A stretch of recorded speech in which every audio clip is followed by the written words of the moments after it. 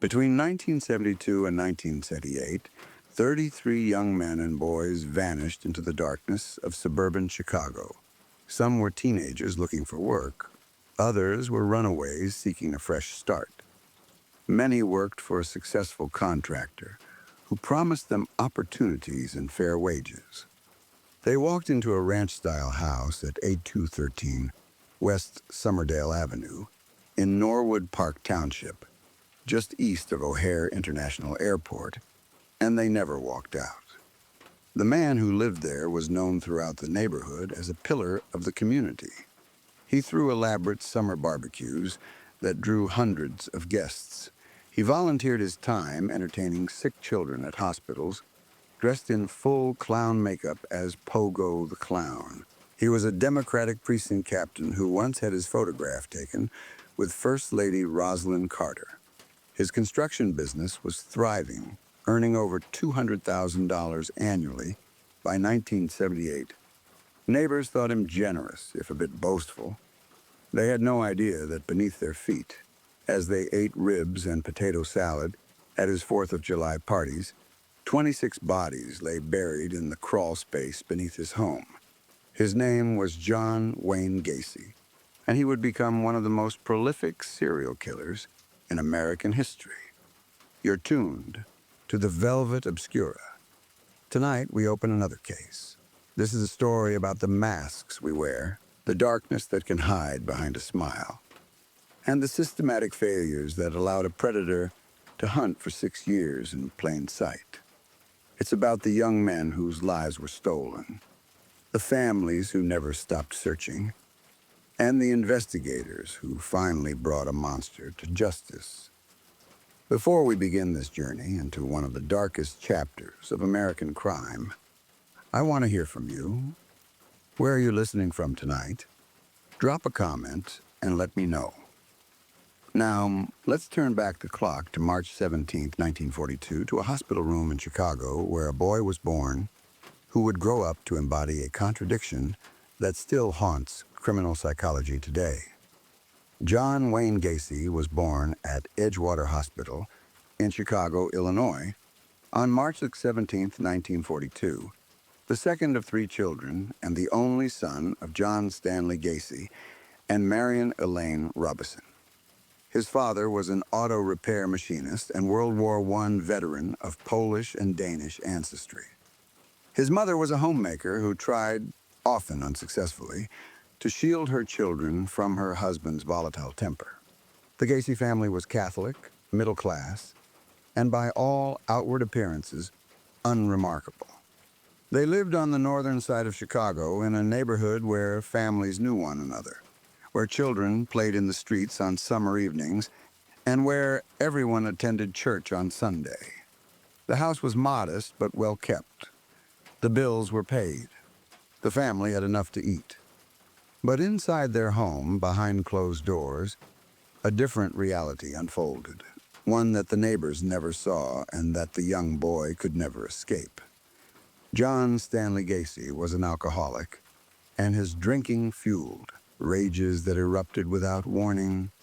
The smell of whiskey on his breath became, for young John, a harbinger of violence. His father's moods were unpredictable, shifting from sullen silence to explosive anger in moments. And when that anger came, his son bore the brunt of his father's fury. The elder Gacy would beat young John with a razor strap for minor infractions or perceived failures, striking him again and again until welts rose on the boy's skin. He called his son dumb and stupid, compared him unfavorably to his sisters, and told him repeatedly that he would probably grow up queer, spitting the word like a curse. One of John Wayne Gacy's earliest memories, a memory that stayed with him throughout his life, was being beaten at age 4 for accidentally disarranging components of a car engine his father was working on in the garage. The boy had only wanted to help, to earn his father's approval, but instead he earned blows and insults.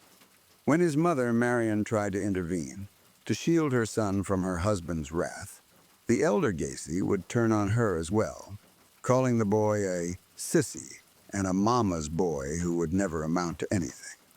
The message was clear and constant, repeated in 1,000 small cruelties. John Wayne Gacy could never measure up to his father's standards of masculinity. He could never be the son his father wanted. He could never be good enough. The boy's struggles extended far beyond the walls of his home. Young John was overweight, and his body seemed to betray him at every turn. He suffered from a congenital heart condition that prevented him from participating in sports or strenuous activities, the very activities that might have earned him his father's respect and the admiration of his peers. While other boys played baseball in empty lots and ran races in the schoolyard, John watched from the sidelines, his limitations reinforcing his sense of inadequacy. This physical limitation only reinforced his father's contempt, giving the elder Gacy one more reason to berate his son, one more shortcoming to point out.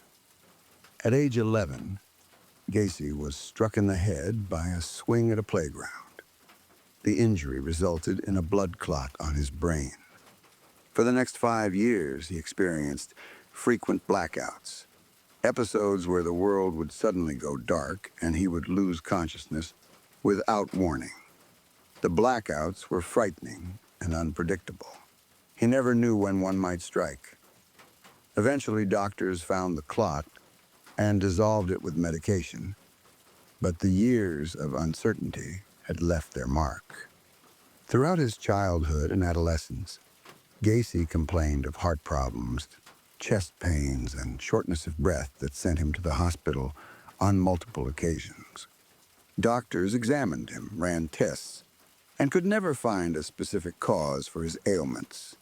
The pain was real to him, whether its origins were physical or psychological.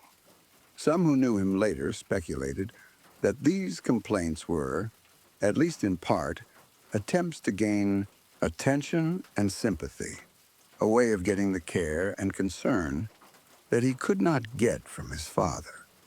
The sick child received gentleness. The weak child could not be beaten for his weakness. It was a pattern that would follow him into adulthood, this use of illness to manipulate those around him, to inspire pity rather than judgment. Despite these challenges, young Gacy sought approval wherever he could find it. He was active in Boy Scouts and enjoyed outdoor activities. He worked part-time jobs after school, including newspaper routes and positions as a bag boy and stock clerk at a grocery store. His teachers and co-workers generally liked him. He could be charming and hardworking when it suited him. But underneath the surface, something else was developing. When Gacy was around 8 years old, according to his later statements, a family friend who worked as a contractor would engage in what Gacy described as inappropriate wrestling and tickling. Whether this incident was as significant as Gacy later claimed, or whether he exaggerated or fabricated it to explain his later actions, remains uncertain.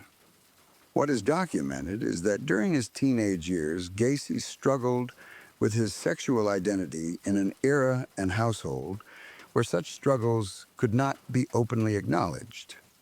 His relationship with his father continued to deteriorate as he entered his teenage years. The verbal abuse never stopped, and physical confrontations became more frequent. As a teenager, Gacy attended several high schools in Chicago, including Carl Schurz High School, Providence, St. Mel, Cooley Vocational High, and Charles A. Prosser. Vocational, but he never graduated from any of them. He dropped out, unable or unwilling to complete his education. His father saw this as yet another failure, another confirmation of his low opinion of his son. Frustrated, angry, and seeking escape from the suffocating atmosphere of his family home, the 20-year-old John Wayne Gacy left Chicago in 1962 and headed west to Las Vegas, Nevada. a city of bright lights and second chances, a place where a young man could reinvent himself. There, far from his father's voice and his mother's worried eyes, Gacy found work as a janitor at a mortuary. It was not glamorous work, but it was work, and it allowed him to survive. He mopped floors, cleaned equipment, and maintained the facilities where the dead were prepared for burial. He was surrounded by death daily, working in quiet rooms where bodies lay on metal tables, where the smell of embalming fluid hung in the air, where the silence was profound and unsettling. And then one evening, something happened that Gacy himself later recounted with apparent shock and confusion. An incident that suggested the darkness forming inside him was already seeking expression. He climbed into a coffin with the body of a deceased young man. He embraced the corpse, holding it close, and for a moment he allowed himself to act on an impulse he did not fully understand. When he realized what he was doing, he was horrified. He climbed out of the coffin, left the mortuary, and within days he had packed his belongings and returned to Chicago. He never spoke of what drove him to that act, whether it was curiosity, compulsion, or something darker still. But the incident stayed with him, a shameful secret that pointed toward the predatory sexuality that would later define his crimes. Back home, Gacy enrolled at Northwestern Business College, applying himself to his studies with a determination that would later characterize his business ventures. He graduated in 1963 and secured a position as a management trainee at the Nunn-Bush Shoe Company. Here, Gacy discovered something important about himself. He was an exceptional salesman. He could read people, tell them what they wanted to hear, and convince them to trust him. He was promoted to manager of his department in the Illinois branch. He was, by conventional measures, beginning to succeed. In 1964, Gacy married a co-worker from the shoe company named Marlyn Myers. Marlyn's father owned 3 Kentucky Fried Chicken franchises in Waterloo, Iowa. And in 1966, he offered Gacy the opportunity to manage them. For Gacy, this was a chance to prove himself, to show that he could be successful, that he could be the man his father had always said he could never be. Gacy accepted the offer without hesitation. The couple moved to Waterloo, a small city on the Cedar River in northeastern Iowa, far from Chicago and far from the shadow of John Stanley Gacy. And once there, Gacy threw himself into the work with the intense energy that would become one of his defining characteristics. He worked long hours at the Kentucky Fried Chicken restaurants, managing staff, overseeing operations, and ensuring profitability. Despite his father-in-law's initial distrust of Gacy's tendency to exaggerate his accomplishments and court attention, Gacy proved to be a competent and hard-working manager. The restaurants thrived under his supervision. He and Marlyn had 2 children together, a son named Michael and a daughter named Christine. To all appearances, John Wayne Gacy was living the American dream. He had a wife, children, a good job, and a comfortable home. He was building the life he had always wanted, the life his father had said he would never have. He also became deeply involved in the Waterloo Jaycees, the United States Junior Chamber, a civic organization aimed at providing leadership opportunities for young men between the ages of 18 and 40. For Gacy, the Jaycees represented something he had craved all his life: acceptance, recognition, and a sense of belonging.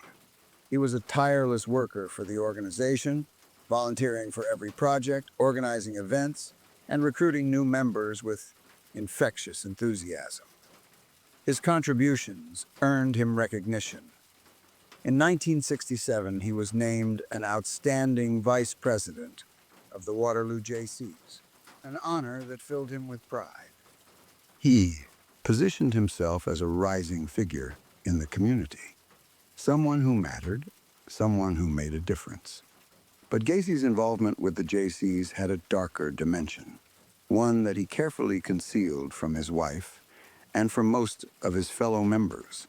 He later admitted that he recruited members by showing them adult films, using pornography as a lure to attract young men to the organization. He had set up what he called a club in the basement of his home where he would invite young male employees of the Kentucky Fried Chicken franchises to drink alcohol and watch explicit material. These gatherings, framed as social events, were opportunities for Gacy to create situations where boundaries could be blurred, where young men might be persuaded to engage in sexual activity. According to later testimony from his sister, Gacy and his wife Marlynn even participated in wife-swapping with other JC couples, shocking his sister when she witnessed this during a visit. In various ways, Gacy was testing limits, seeing how far he could push acceptable behavior, how much he could get away with. In 1968, the facade began to crack. Gacy was accused of sexually assaulting a teenage boy named Donald Voorhees, the son of a fellow JC. When Voorhees reported the assault, Gacy's response was brazen and calculating. He hired an employee to physically attack Voorhees, hoping to intimidate the boy into silence. The attempt failed. Voorhees reported the assault, and the investigation expanded. Gacy was charged with sodomy. In December 1968, Gacy pleaded guilty to sodomy and was sentenced to 10 years in the Anamosa State Penitentiary in Iowa. His wife, Marlynn, divorced him before he entered prison. She took their 2 children, and Gacy would never see them again. The marriage, the family, the respectable life he had constructed in Waterloo, all of it vanished. But prison did not break John Wayne Gacy. Instead, he became a model inmate. He earned his high school equivalency diploma. He was active in the prison JC's chapter and received an award for distinguished service. He worked as a cook and was described by prison officials as cooperative and hardworking. In June 1970, after serving only 18 months of his 10-year sentence, Gacy was released on parole. He returned to Chicago, a convicted sex offender in his late 20s, and set about rebuilding his life once again. With financial help from his mother, Gacy purchased a ranch-style house at 8213 West Summerdale Avenue in an unincorporated area of Norwood Park Township, northwest of Chicago. The house was modest but well-maintained, sitting on a quiet street in a family-oriented neighborhood. Gacy moved in and began working as a cook at a restaurant while planning his next venture. In February 1971, he was arrested again on charges of disorderly conduct related to allegations of sexual assault. But the charges were dismissed when the complainant did not appear in court. His parole officer was not notified of the arrest. Gacy's neighbors found him friendly, if somewhat boastful. He was always ready to help with home repairs or lend tools. He spoke often of his plans to start his own construction business, and in 1971 he established PDM Contractors. The initials stood for painting, decorating, and maintenance. With his probation officer's approval, Gacy worked evenings on his construction contracts while maintaining his day job as a cook. Initially, he undertook minor repair work, but he gradually expanded into interior design, remodeling, and landscaping. On July 1st, 1972, Gacy married for the second time. His new wife was Carol Hoff, a divorced mother of 2 daughters and a former high school classmate. Carol and her daughters moved into the house on Summerdale Avenue. Gacy proved to be a good stepfather to the girls, and for a time, the household seemed stable. By 1973, PDM Contractors was doing well enough that Gacy quit his job as a cook to focus full-time on his business. By 1975, PDM was expanding rapidly, and Gacy was often working 16-hour days. In March 1977, he became a supervisor for PE Systems, a firm that specialized in remodeling drugstores. Between PE Systems and PDM, Gacy worked on up to 4 projects simultaneously and frequently traveled to other states.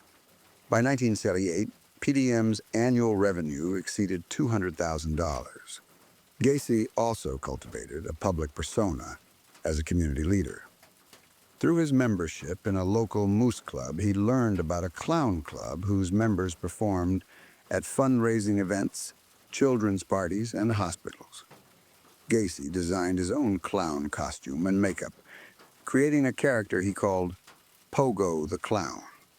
Sometimes he performed as Patches the Clown. He seldom earned money for these performances and later said that acting as a clown allowed him to regress into childhood. He performed at numerous local parties, political functions, charitable events, and children's hospitals. In the mid-1970s, Gacy became involved with the Democratic Party organization in Norwood Park Township. He was appointed a precinct captain and organized elaborate neighborhood gatherings. His 4th of July parties were particularly popular, drawing hundreds of guests who enjoyed free food, drinks, and entertainment. Gacy posed for photographs with local politicians. In 1978, he attended an event where he was photographed shaking hands with First Lady Rosalynn Carter. To anyone who met him, John Wayne Gacy seemed to be exactly what he claimed: a successful, civic-minded businessman who loved his community. But inside the house on Summerdale Avenue, Carol Hoff was beginning to sense that something was wrong. She found magazines featuring young men and boys hidden in the house. Gacy's sexual interest in her had waned, and their marriage became increasingly strained. She noticed that many young men came and went from the house at odd hours. When she questioned him, Gacy became evasive or angry. Most troubling was the smell that sometimes emerged from the crawl space beneath the house. When Carol complained about the odor, Gacy told her it was a problem with the sewage pipes or moisture. In March 1976, Carol and Gacy divorced. She moved out with her daughters, leaving Gacy alone in the house. It was after this divorce that Gacy's killing accelerated dramatically. But the murders had actually begun 4 years earlier, in the first year of his marriage to Carol. On the evening of January 2nd, 1972, John Wayne Gacy attended a family party. According to his later account, in the early hours of January 3rd, he drove to the Civic Center in downtown Chicago to view a display of ice sculptures. Afterward, he went to the Greyhound bus terminal in the Loop. There, he encountered a 16-year-old boy named Timothy Jack McCoy. Timothy was traveling from Michigan to Nebraska to visit his father.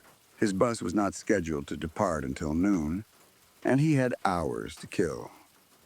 Gacy struck up a conversation with the teenager and offered to show him around Chicago. Timothy agreed.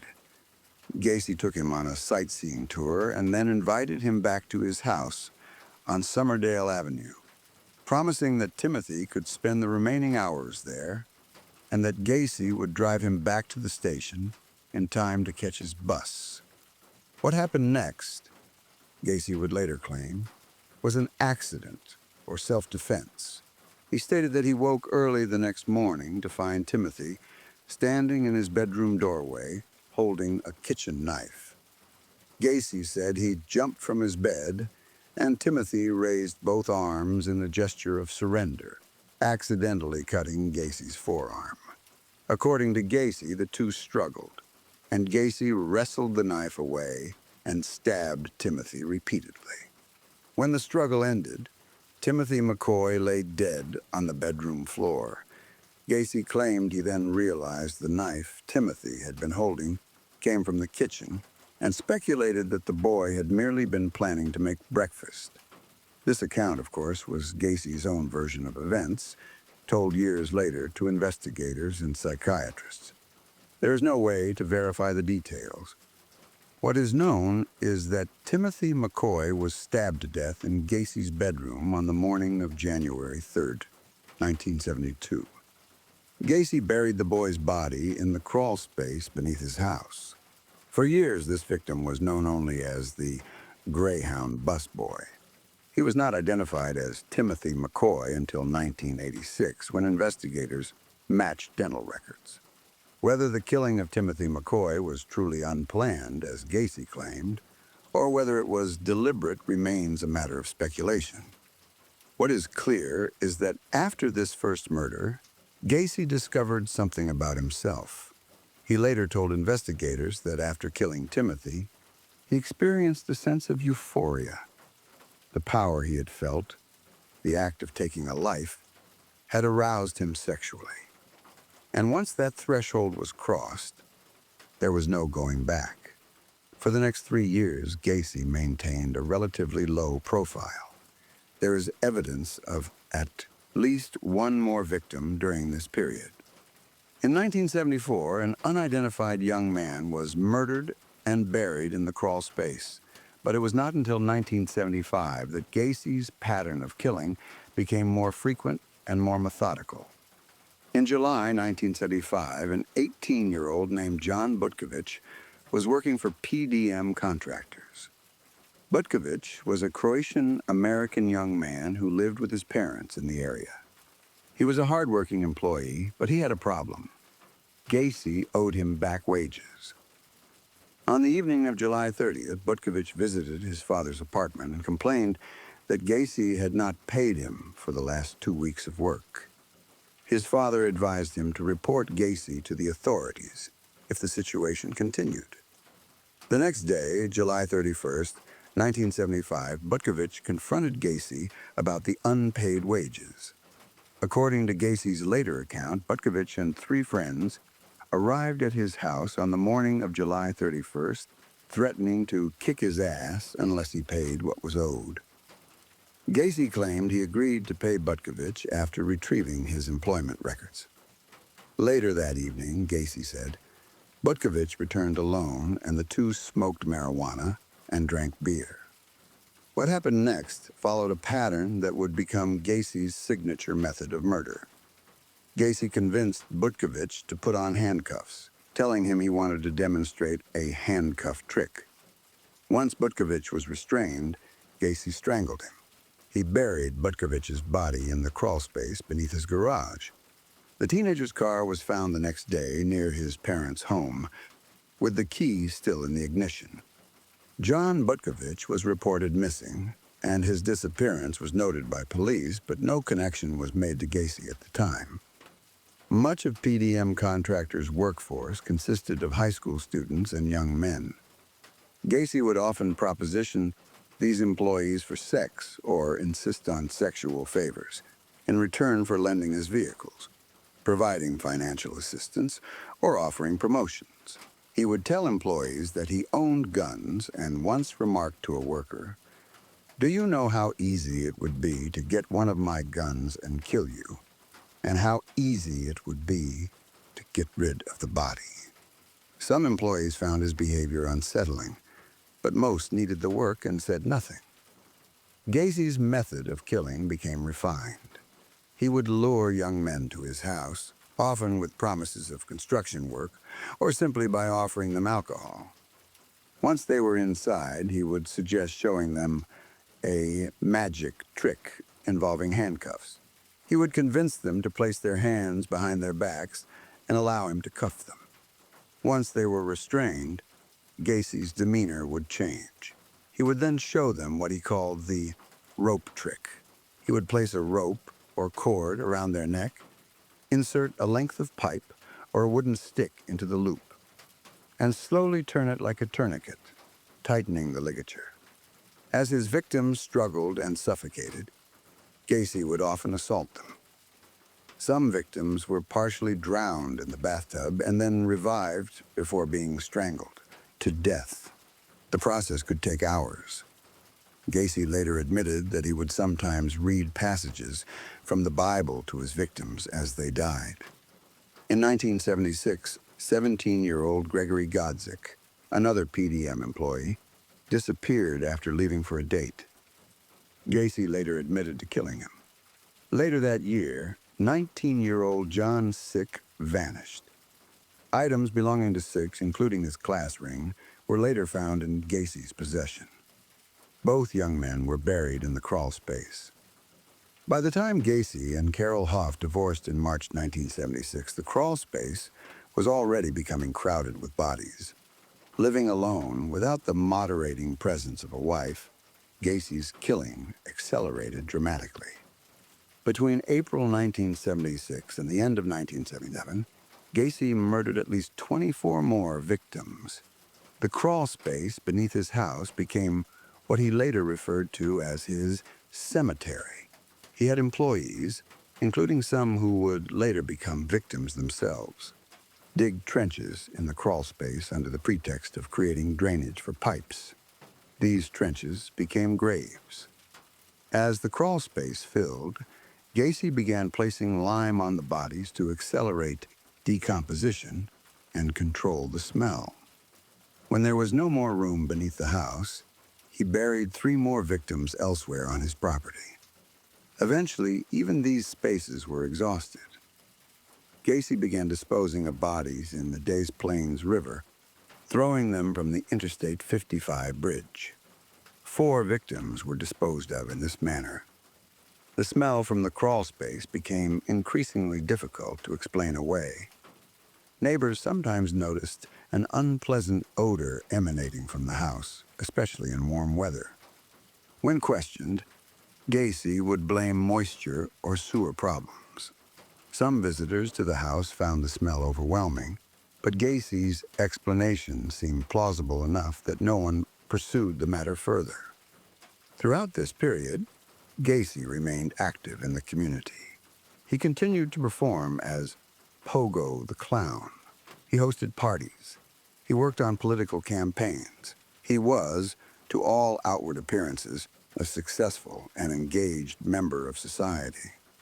But there were warning signs, some of them glaring, that went unheeded. In August 1975, teenagers in the uptown neighborhood of Chicago told police that a man named John was cruising the area in his car, picking up young men.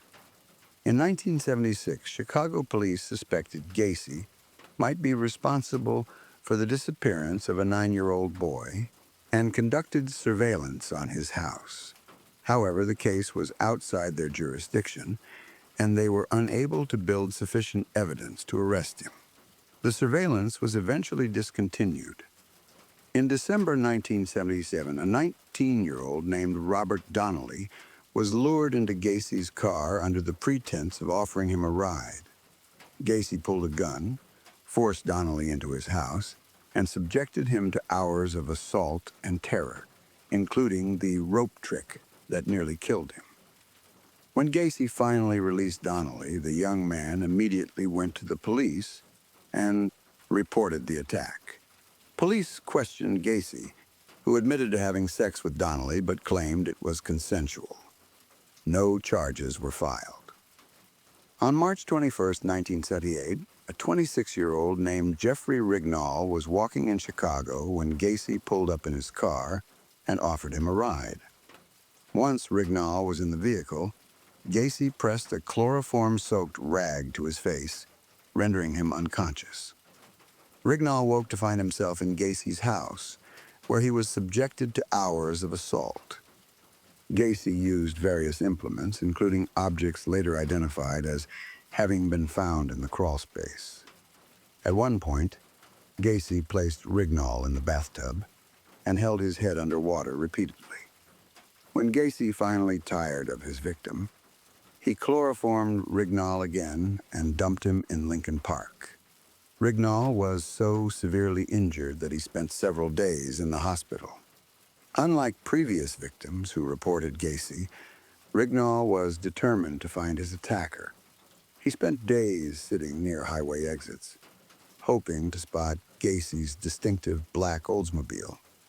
When he finally saw the car, he followed it to the address in Norwood Park Township and reported the location to police. In July 1978, Rignall filed charges against Gacy. Gacy was arrested and charged with battery, but he posted bond and was released. The case was still pending in December 1978. The Chicago Police Youth Division and the Des Plaines Police had both received reports about Gacy over the years. Young men had told them about being propositioned, assaulted, or threatened. Some had been handcuffed. Some had escaped. The reports were there, but they were scattered across different jurisdictions and different precincts. No one connected the dots. No one saw the pattern. And so the killing continued. By December 1978, John Wayne Gacy had murdered at least 32 young men and boys. The crawlspace beneath his house held 26 bodies. 3 more were buried elsewhere on his property.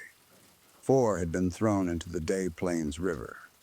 And then, on the evening of December 11, 1978, Gacy made a mistake that would finally end his reign of terror. Robert Jerome Piest was 15 years old, a sophomore at Maine West High School in Des Plaines. He was a good student who took his education seriously, earning respectable grades and participating in the school's gymnastics team, where his dedication and discipline were noted by his coaches.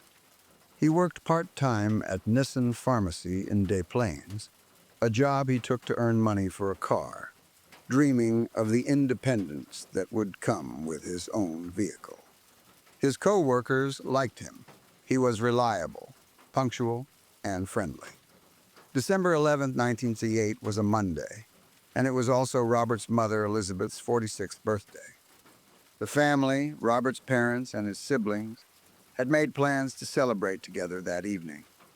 It was a special occasion, one they were all looking forward to. Robert's shift at the pharmacy was supposed to end at 9 in the evening, and his mother drove to the store to pick him up, planning to bring him home for the birthday celebration. Earlier that evening, around 7 or 8 o'clock, John Wayne Gacy had visited Nissan Pharmacy to discuss a potential remodeling contract with the owner. It was a business call, routine in nature. But while there, Gacy struck up conversations with the staff, as was his habit. He was friendly, talkative, and boastful about his construction business. He mentioned to the pharmacy employees that he paid his workers $5 an hour, nearly double the minimum wage that Robert earned, stocking shelves and working the register. It seemed like an offhand comment, a businessman bragging about his success and generosity. But for Robert, who was saving every dollar he could for a car, the figure caught his attention. After Gacy left the pharmacy, Robert's co-worker and classmate, Kim Byers, 17 years old herself, told Robert about the contractor and his wages. She had no idea what she was setting in motion, no way of knowing that this casual conversation would be the last hours of Robert's life. When Elizabeth Piest arrived at the pharmacy at 9 o'clock to pick up her son, Robert was finishing his shift. But instead of coming straight out to the car, he asked his mother to wait just a few minutes. He said he needed to speak with that contractor about a summer job. He told her, with the optimism and confidence of a 15-year-old who believed the world was full of opportunities. "I'll be right back." Elizabeth agreed to wait. She sat in her car in the pharmacy parking lot as the minutes ticked by. 10 minutes passed, then 20. Robert did not return. Elizabeth's concern began to grow. This was not like her son. He was responsible. He kept his word. If he said he would be right back, he meant it. She went back inside the pharmacy and asked Kim Byers if she had seen Robert. Kim went outside to look for him, but found no sign of Robert. There were only footprints and tire tracks in the ice and snow of the parking lot, evidence that someone had been there and then left. Elizabeth searched the immediate area, walking through the cold December night, calling Robert's name. But there was no answer, no sign of her son. When he was not there, she and her husband returned to the pharmacy with their other children and their 2 German shepherds, to search the neighborhood. Robert was nowhere to be found. At 11:29 that night, Harold and Elizabeth Piest filed a missing person report with the Des Plaines Police. The officer who took the report was Lieutenant Joseph Kozenjak. Kozenjak's son attended Maine West High School, the same school Robert attended. Unlike many cases of missing teenagers, which police often dismissed as runaways, Kozenjak took the Piest family's concerns seriously. Robert was a responsible boy with no history of running away. He had told his mother exactly where he was going and when he would be back. His sudden disappearance was completely out of character. Kozenjak returned to the pharmacy and spoke with the staff. They told him about the contractor who had been there that evening, a man named John Gacy. One employee had his business card. Kozenjak called the number and reached Gacy, who confirmed he had been at the pharmacy but claimed he had only spoken briefly with a young man about construction materials stored behind the building. He insisted he had not offered anyone a job and had left shortly after 8 in the evening. Kozenjak ran a background check on John Wayne Gacy. The results were troubling. Gacy had an outstanding battery charge related to the Jeffrey Rignall case. More significantly, Gacy had served time in Iowa for sodomy of a 15-year-old boy. Here was a convicted sex offender, the last person known to have had contact with a missing 15-year-old boy. Kozenjak obtained a search warrant. On December 13, 1978, Kozenjak and 2 other Des Plaines police officers arrived at 82113 West Summerdale Avenue. Gacy invited them in and appeared cooperative, though somewhat nervous. The officers searched the house for any sign of Robert Piest. They did not find the boy, but they found other things. There were driver's licenses and identification cards belonging to other young men. There were items of jewelry, including a class ring. There were suspicious items in the garage, including handcuffs, adult films, and hypodermic syringes. And there was an odor. One officer, Robert Schultz, used the bathroom during the search. When the furnace kicked on, he smelled something that made his stomach turn. He later described it as the smell of a morgue, the unmistakable odor of decomposing flesh. But the search warrant was specific to finding Robert Piest, and the officers did not have authorization to tear apart the house based on a smell. They confiscated Gacy's vehicles and some items from the house and left. The Des Plaines police placed Gacy under 24-hour surveillance. Teams of officers, including Mike Albrecht and David Hashmeister, and Ronald Robinson and Robert Schultz, followed Gacy everywhere he went. Gacy was aware of the surveillance and seemed to enjoy it.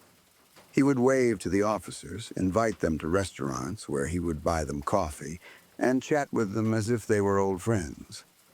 Officer Mike Albrecht later recalled that Gacy was quite the braggart who acted like he enjoyed the cat-and-mouse game. While Gacy was under surveillance, investigators dug deeper into his background.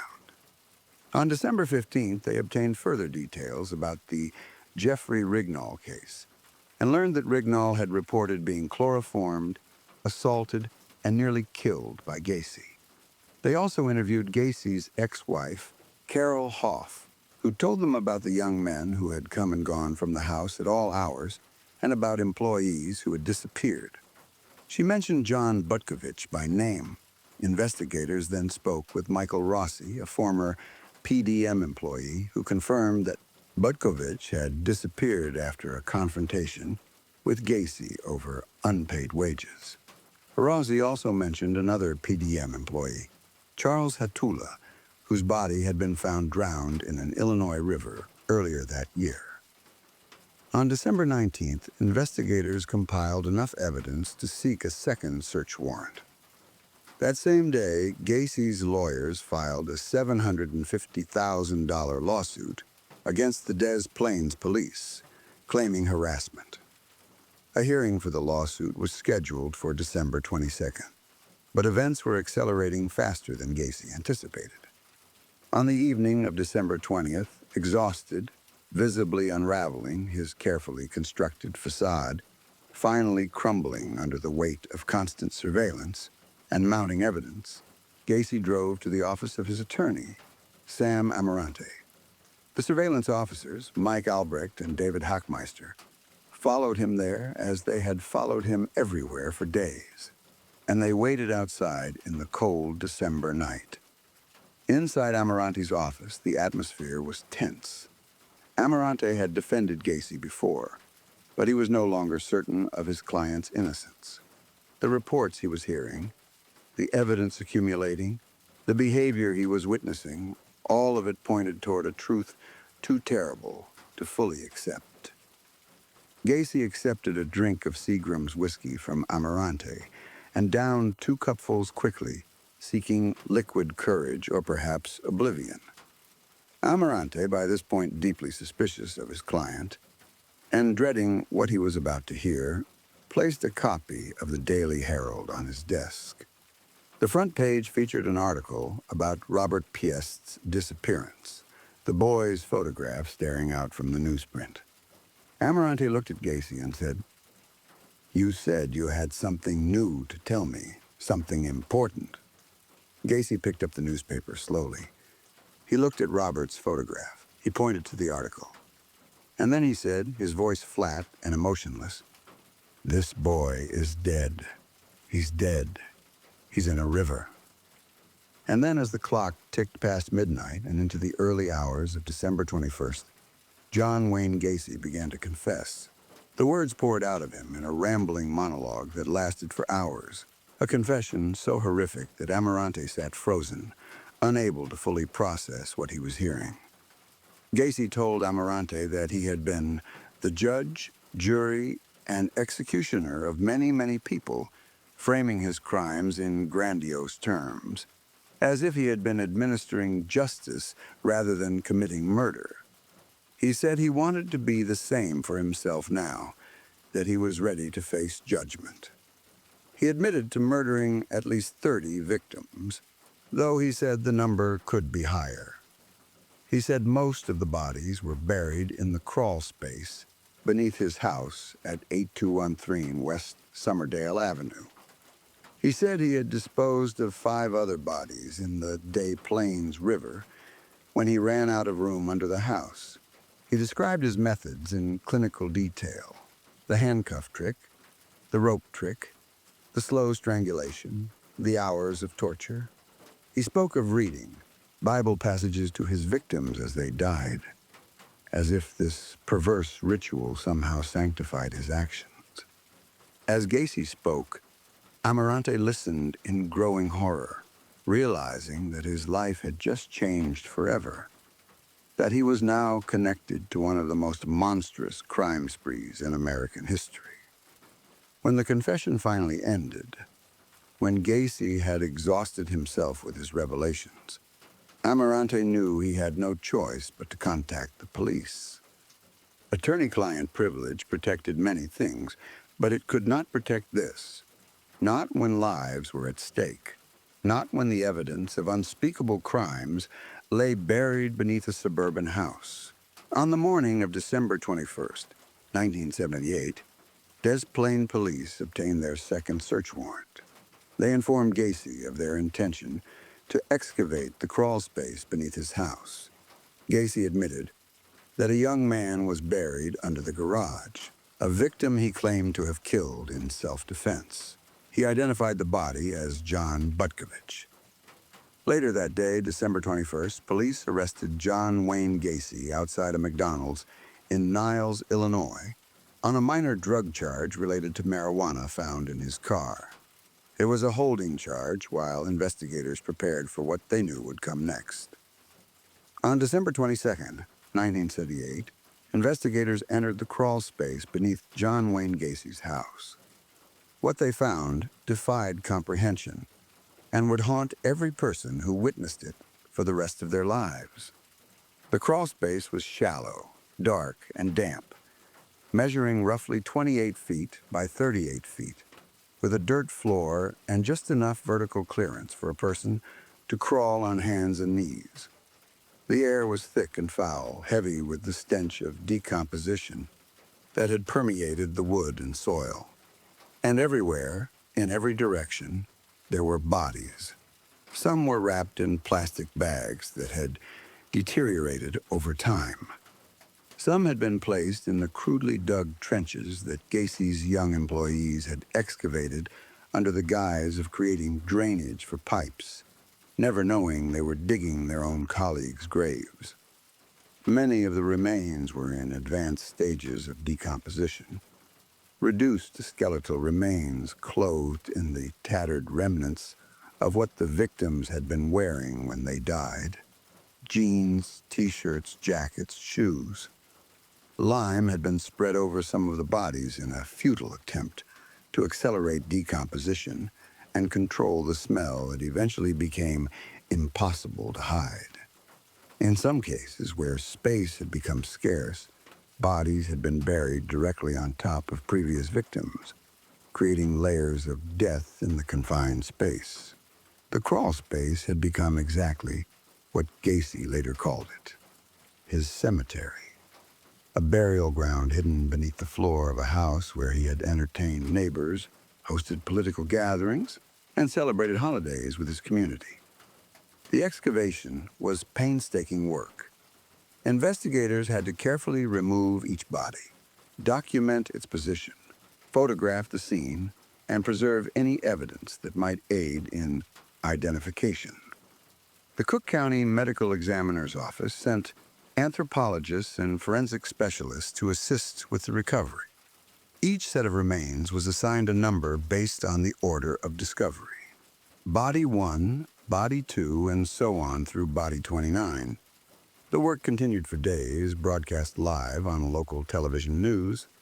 Satellite trucks lined the street. Reporters stood in the cold December air, their breath visible as they described the unfolding horror to viewers across the nation and around the world. Crowds gathered outside the house on Summerdale Avenue, drawn by morbid fascination and disbelief. How could this have happened here, in this quiet neighborhood? How could so many young men have disappeared without anyone noticing?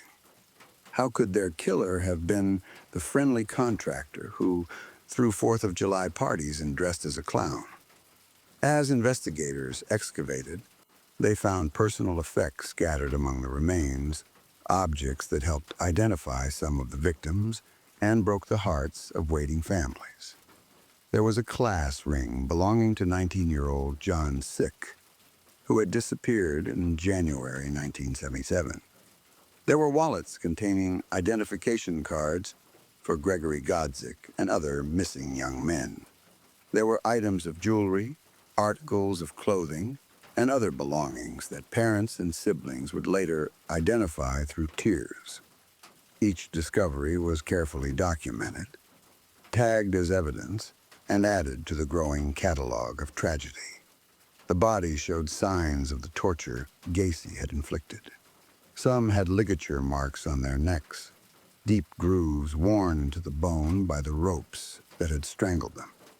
Some had foreign objects lodged in their pelvic regions, prescription bottles and other items that had been forcibly inserted, evidence of the sexual violence that accompanied their murders. The medical examiner determined that at least 12 of the victims had died of asphyxiation, slowly suffocated or strangled while Gacy watched. The head and upper torso of several bodies had been placed in plastic bags, perhaps an attempt to contain the smell or simply a final degradation of the dead. On December 22nd, while in police custody at the Des Plaines station, Gacy provided a detailed confession to investigators. He described his methods of killing. He drew a diagram showing where bodies were buried in the crawl space. He gave the names of 6 victims he could remember.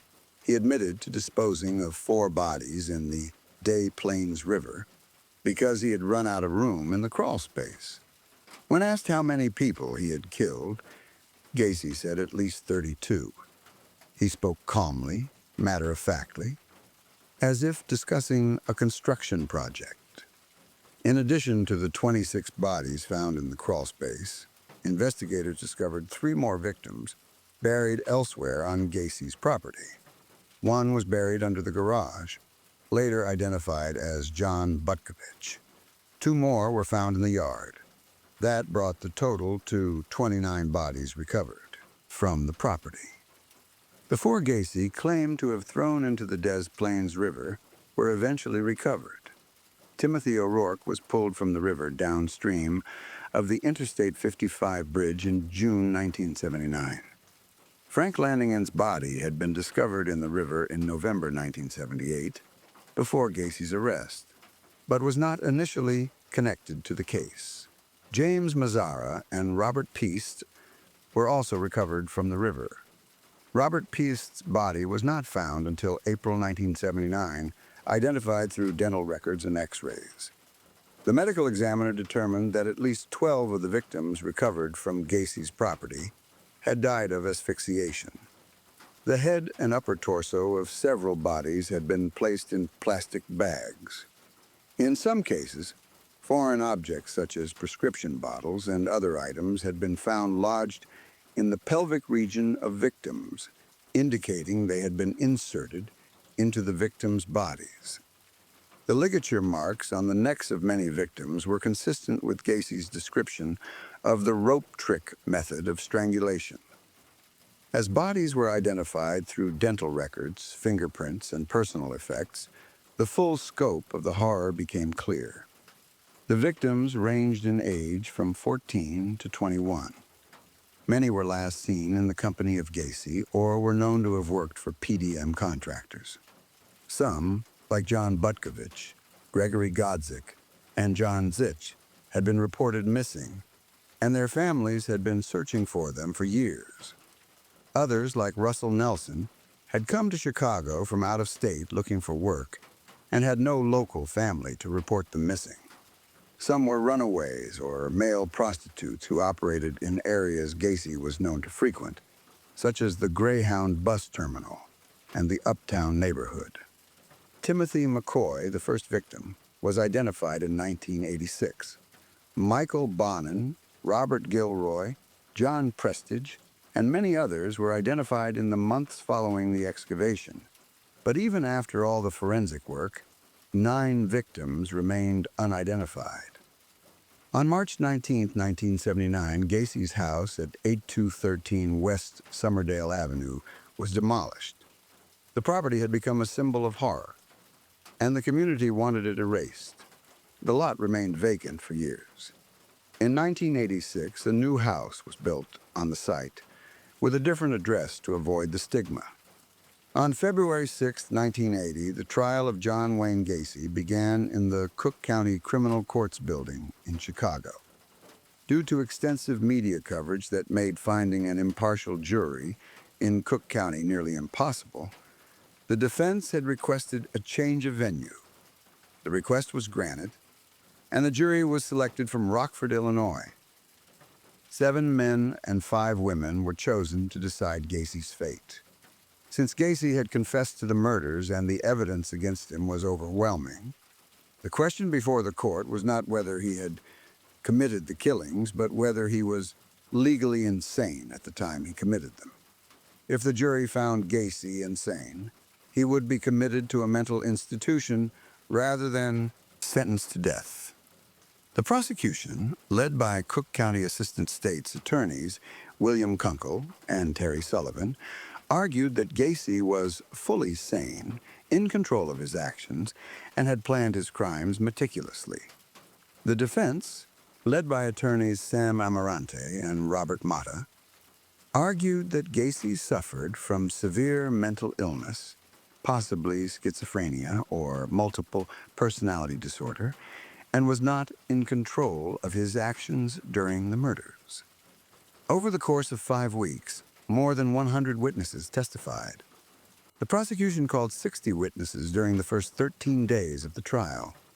Family members of identified victims took the stand, many of them breaking down as they were shown personal effects belonging to their loved ones. One mother fainted after being shown her 14-year-old son's bracelet.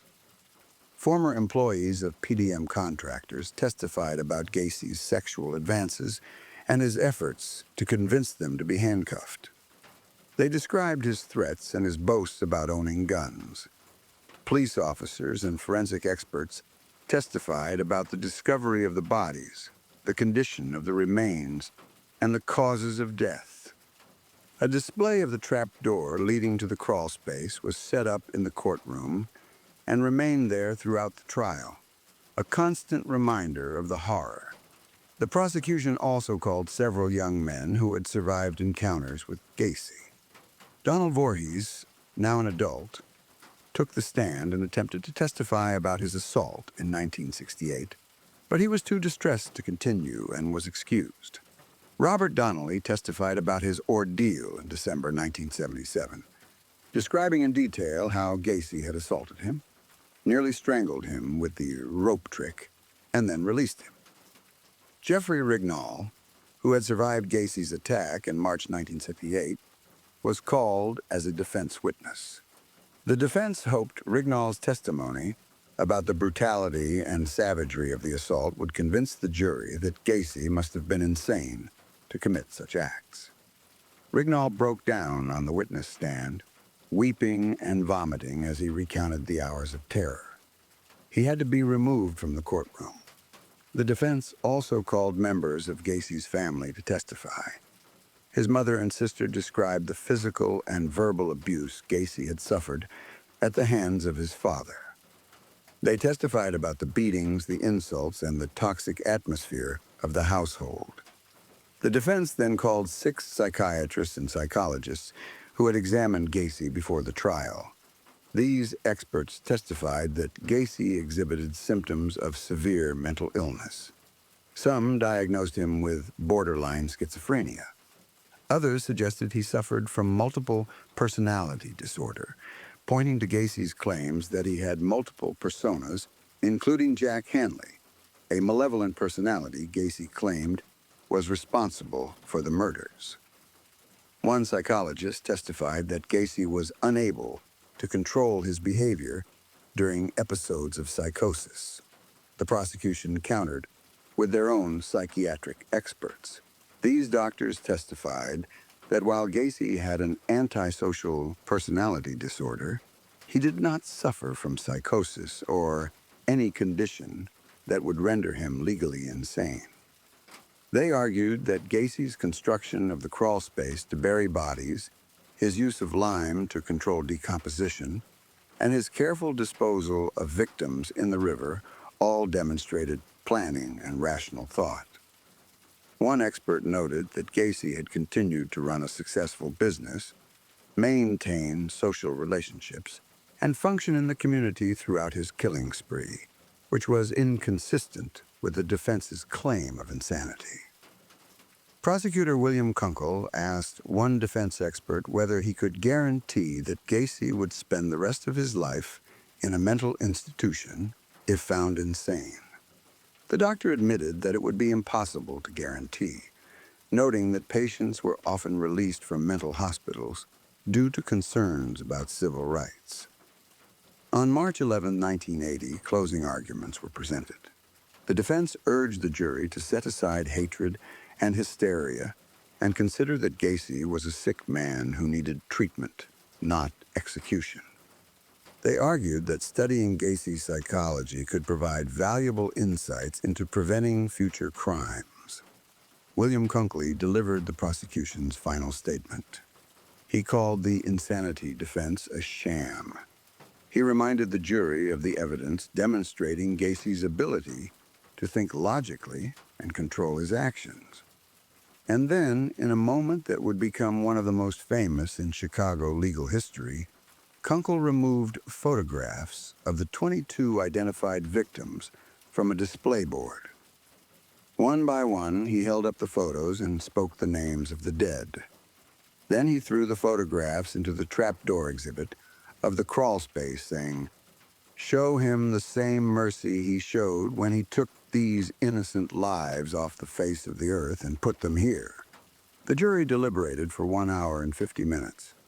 On March the 12th, 1980, they returned with a verdict of guilty on all 33 counts of murder.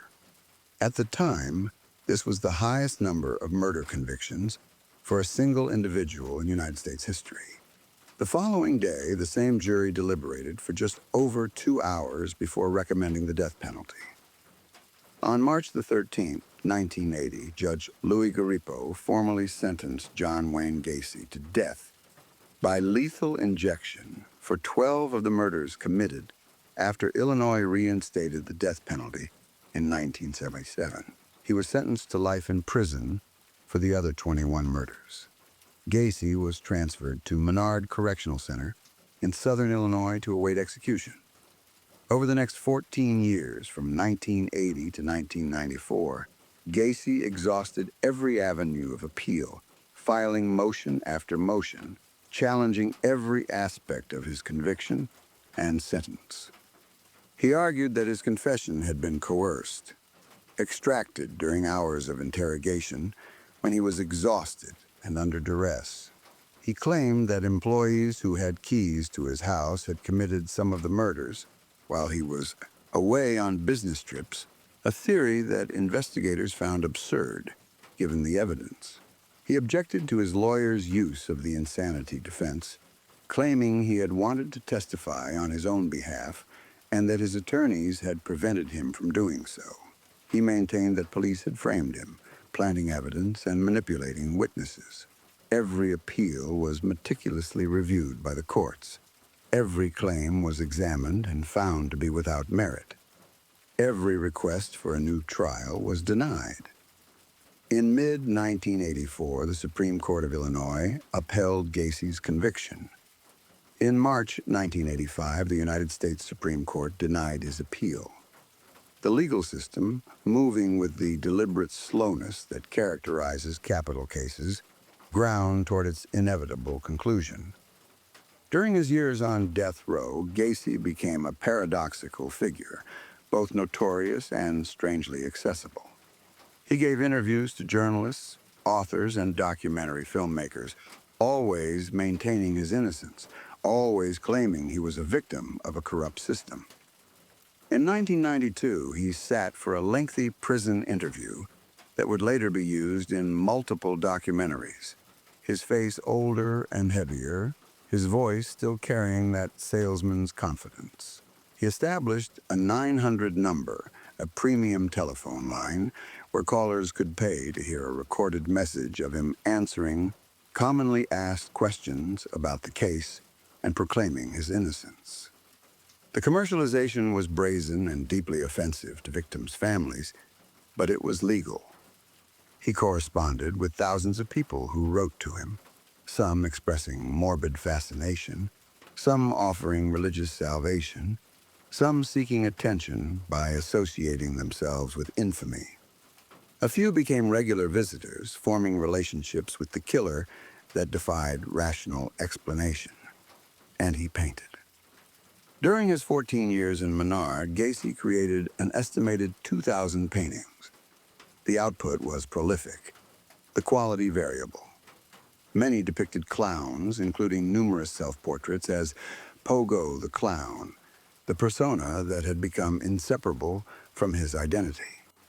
These clown paintings, with their bright colors and grotesque smiles, became his most recognizable and valuable works. Others showed skulls, often juxtaposed with flowers or other decorative elements.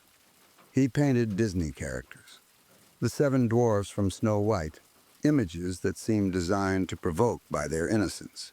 He painted celebrities, Elvis Presley, Christ on the cross, various landscapes, and still lifes. Some of the paintings were technically competent, suggesting he had developed skill through practice. Others were crude and amateurish. But the subject matter and the artist's identity gave them a market value that had nothing to do with artistic merit. Gacy's paintings became popular among collectors of what has come to be known as murderabilia, items connected to infamous criminals. The market for such objects is controversial and troubling. Some buyers claim to be interested in the psychology of killers or the historical significance of the artifacts. Others are simply drawn to the dark glamour of owning something created by a monster. Gacy's paintings sold for hundreds or thousands of dollars, depending on the subject matter and size. Before his execution in 1994, he reportedly earned about $30,000 from art sales. This commercialization of his notoriety enraged victims' families, who saw it as a form of continued victimization, a way for Gacy to profit from his crimes and maintain relevance.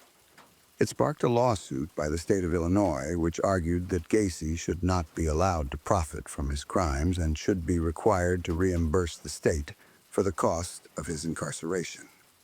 The lawsuit was eventually dropped, but the controversy continued, fueling debates about criminal notoriety and the ethics of trading in such materials. On May 9, 1994, John Wayne Gacy was transferred by helicopter from Menard Correctional Center to Stateville Correctional Center near Joliet, Illinois, to be executed. That afternoon, he was allowed a private picnic with his family on the prison grounds. For his last meal, Gacy ordered a bucket of Kentucky Fried Chicken, a dozen fried shrimp, French fries, fresh strawberries, and a Diet Coke. That evening, he received the last rites from a Catholic priest. Outside the prison, a crowd of over 1,000 people gathered. Some wore T-shirts with slogans like, "No Tears for the Clown." Some brought signs and celebrated. A small group of anti-death penalty protesters was also present. At 12:40 on the morning of May 10, 1994, the procedure to administer the lethal injection began. Gacy was strapped to a gurney and given a 3-drug combination: sodium thiopental to induce unconsciousness, pancuronium bromide to paralyze the muscles, and potassium chloride to stop the heart. However, the execution did not go smoothly. The chemicals solidified unexpectedly, clogging the intravenous line. The execution had to be paused for approximately 10 to 20 minutes while the line was replaced. At 12:58, John Wayne Gacy was pronounced dead. He was 52 years old. Reports of his final words vary. Some claim he said, "Kiss my ass." Others suggest he blamed the state of Illinois for murder. Some, including prosecutor William Kunkel, who was present at the execution, insist Gacy said nothing. After his death, Gacy's brain was removed for study. It is in the possession of Dr. Helen Morrison, a forensic psychiatrist who had interviewed Gacy and other serial killers. Gacy's body was cremated, and the whereabouts of his ashes remain undisclosed. 5 days after the execution, an auction was held to sell some of Gacy's paintings. 2 Naperville businessmen, Joe Roth and Walter Knoble, purchased many of the pieces. Then, in an event that brought catharsis to some of the victims' families, they organized a public bonfire. On June 18, 1994, relatives of Gacy's victims gathered at the auction house and threw the paintings into the flames. Melissa Marino, whose brother Michael Marino had been one of Gacy's victims, tossed paintings into the fire and said, "I wish it was him, but it's a piece of him." The case did not end with Gacy's execution. At the time of his death, 9 of his victims remained unidentified. They were buried in 1979 under headstones reading, "We are remembered." For decades, they were known only by the numbers assigned to them during the excavation: Body 10, Body 13, Body 19, Body 21, Body 26, and others. Their families, in many cases, had no idea what had happened to their loved ones. Some had filed missing person reports that went nowhere. Others, like the families of runaways or young men who had left home to seek work in the city, may not have known their sons or brothers were missing at all. In 2011, Cook County Sheriff Tom Dart announced that his office would be reopening the investigation into the unidentified victims. Advances in DNA technology and forensic genetic genealogy had made it possible to identify remains that had been unidentifiable in 1979. The 8 unidentified sets of remains were exhumed, and DNA samples were extracted. Sheriff Dart made a public appeal, asking anyone who had a male relative disappear in the Chicago area between 1970 and December 1978 to come forward and provide DNA samples for comparison. The response was overwhelming. Families from across the country reached out, hoping to finally learn the fate of their missing loved ones. In 2011, investigators identified one of the victims as 19-year-old William George Bundy. Bundy had disappeared in Chicago in October 1976. His sister provided DNA that matched the remains of body 19, one of the victims recovered from Gacy's crawl space. The identification brought closure to Bundy's family, but it also reopened old wounds. In 2017, another victim was identified. 16-year-old James Byron Hackinson had left his home in Minnesota in August 1976 to travel to Chicago. He was last heard from in a phone call to his mother, in which he said he was in Chicago and doing fine. He was never heard from again.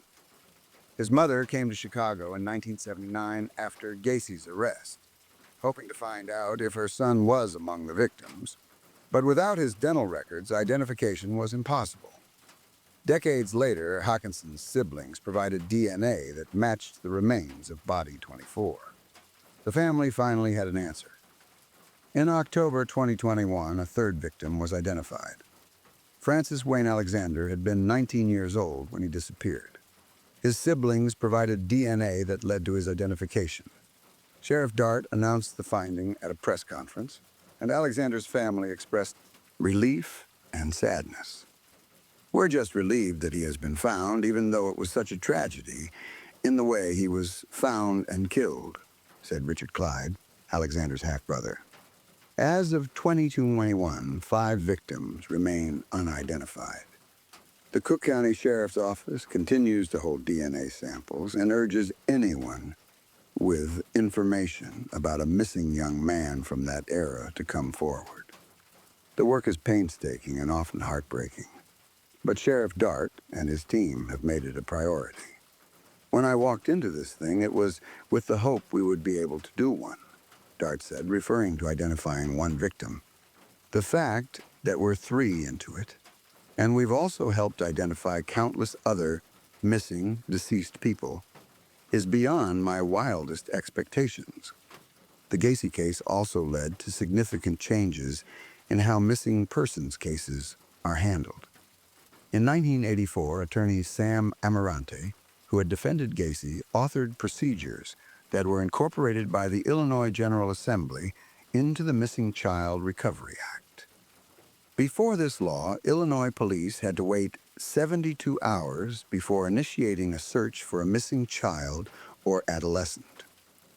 The Missing Child Recovery Act removed this waiting period, allowing law enforcement to act immediately. Other states adopted similar measures, and these reforms eventually contributed to the creation of a national network aimed at locating missing children. This network evolved into the Child Abduction Emergency System, commonly known as an Amber Alert. The legacy of Robert Piest's disappearance and his parents' immediate action lives on in every Amber Alert issued today. But the case's impact extended far beyond law enforcement procedures. John Wayne Gacy became a figure embedded in American popular culture, a symbol of the monsters that can hide behind the mask of normalcy. The nickname Killer Clown became inseparable from his name, and the image of Pogo the Clown became iconic in the most unsettling way. Before Gacy, clowns were associated primarily with childhood joy, circus acts, and birthday parties. After Gacy, they became something else entirely. The modern fear of clowns, a phenomenon so widespread, it is recognized as a phobia called coulrophobia. can be traced in significant part to the Gacy case. Psychologists note that clowns already occupied an ambiguous space in the human psyche. Their exaggerated features, painted smiles, and unpredictable behavior can be unsettling even in benign contexts. The heavy makeup obscures their true identity, creating a sense of unease. Gacy's crimes gave this vague discomfort a concrete, horrifying anchor. The fact that he performed as a clown while simultaneously committing brutal murders created a jarring contrast that the public could not forget.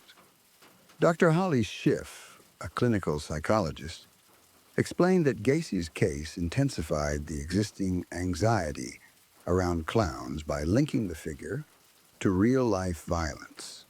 Media coverage of the case ensured that the image of Gacy and his clown makeup was seared into the public consciousness. Photographs of him as Pogo the Clown were reproduced endlessly in newspapers, magazines, and television broadcasts. The clown, once a figure of delight, became a figure of dread. This cultural shift was reflected and amplified in popular entertainment. Stephen King's novel It, published in 1986, featured Pennywise, a malevolent entity that takes the form of a clown to prey on children. While King has stated that his primary inspiration was the idea of a troll under a bridge and a desire to tap into childhood fears, the novel was written and published in the years immediately following the Gacy case and trial, when the killer clown was dominating media coverage. The connection was not lost on readers. The 2017 film adaptation of It brought Pennywise back into the spotlight, introducing a new generation to the archetype of the evil clown. Director Andy Muschietti described wanting to create a stranger, more unpredictable kind of horror, but the shadow of Gacy loomed over the production. Gacy's influence extended to other media as well. The television series American Horror Story Hotel, which aired in 2015, featured a scene in which notorious serial killers, including a character based on Gacy, played by John Carroll Lynch, gather for a macabre dinner party. The character appears in full clown makeup, a direct visual reference to Pogo. Lynch had previously played Twisty the Clown in an earlier season of American Horror Story, a character that, while not directly based on Gacy, clearly evokes the same archetype. Musicians also referenced Gacy in their work. Marilyn Manson, the shock rock artist, adopted his stage name by combining the names of Marilyn Monroe and Charles Manson, and he frequently referenced serial killers, including Gacy, in his imagery and performances. The band Macabre wrote songs explicitly about Gacy, and even corresponded with him in prison. Rick Staten, who served as an art dealer for Gacy's paintings, recounted in interviews how some buyers were fascinated by the ghoulish factor of owning work created by one of America's most notorious killers.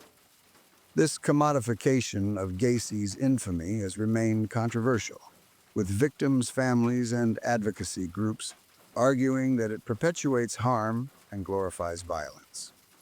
The case also became a subject of extensive study in criminology and psychology. Gacy was one of the first serial killers to be extensively interviewed and profiled while alive.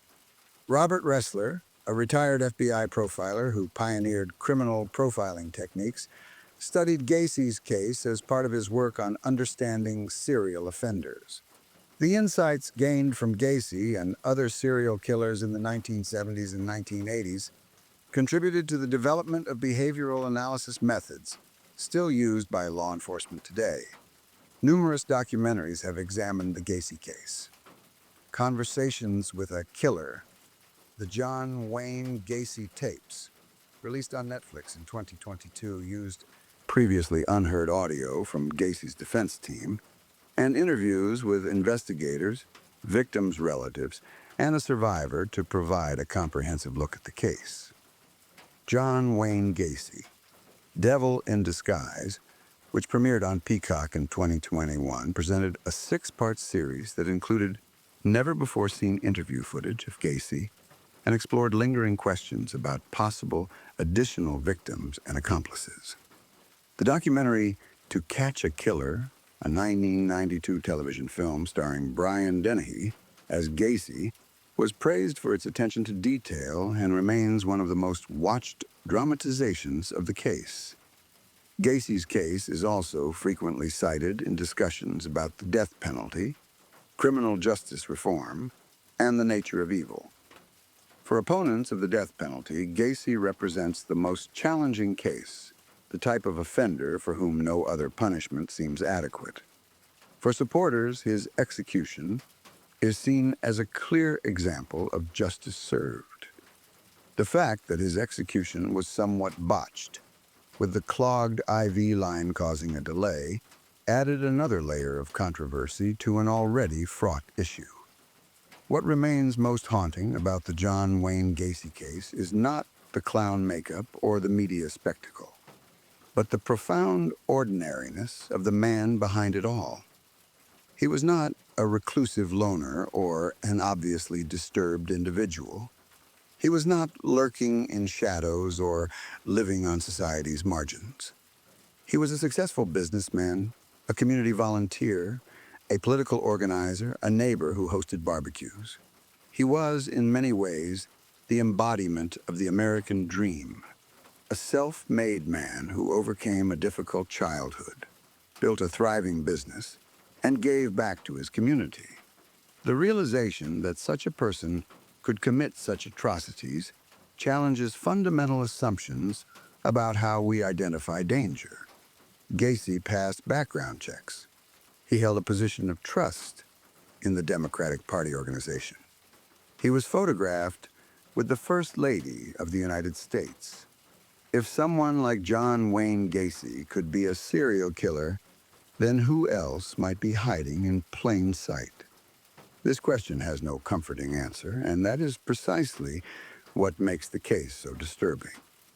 The failures that allowed Gacy to continue killing for 6 years are also deeply troubling. Multiple young men reported assaults. Several survived and told police what had happened. Gacy had a prior conviction for sodomy. He was under surveillance at one point for a suspected child abduction. Yet the system failed to connect the information, failed to act decisively, and failed to protect the vulnerable young men who became his victims. These failures were not due to a lack of evidence or a lack of warning signs. They were due to jurisdictional fragmentation, insufficient communication between police departments, and a tendency to dismiss complaints from young men, especially those who were runaways, prostitutes, or otherwise considered unreliable. The reforms that came out of the Gacy case, particularly the Missing Child Recovery Act and the eventual development of Amber Alerts, represent an acknowledgement of these failures and an effort to ensure they are not repeated. But the question remains, how many lives could have been saved if the system had worked as it should have? Robert Piest's life might have been saved if police had acted more aggressively on earlier complaints. John Butkovich might have been saved if his disappearance had been investigated more thoroughly. The victims of 1976 and 1977 who died after Gacy's divorce might have been saved if the surveillance conducted in 1975 and 1976 had resulted in an arrest. These are painful what-ifs that the families of Gacy's victims have lived with for decades. Tonight, as we close this case file, it is important to remember that this story is not about John Wayne Gacy. It is about the 33 young men and boys whose lives he stole. It is about Timothy McCoy, who was 16 years old and on his way home to his father when he encountered Gacy. It is about John Butkovich, who just wanted to be paid for the work he had done. It is about Robert Piest, who was saving money for a car and asked his mother to wait just a few minutes while he talked to a contractor about a summer job. It is about all the others whose names we know, and about the 5 whose names we still do not know. They were sons, brothers, friends. They had dreams and plans. They deserved to live. The work of identifying the remaining unknown victims continues. The case of John Wayne Gacy reminds us that evil does not always announce itself with horns and a pitchfork.